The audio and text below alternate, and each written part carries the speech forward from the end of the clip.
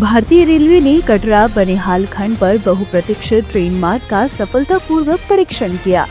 इस खंड में Udhampur Srinagar Baramulla rail link USBRL परियोजना का चेनाब ब्रिज शामिल है। यह बहुप्रतीक्षित ब्रिज चेनाब नदी से 359 मीटर यानी 1178 फीट की ऊंचाई पर है, जो पेरिस के एफिल टावर से 35 मीटर ऊंची है।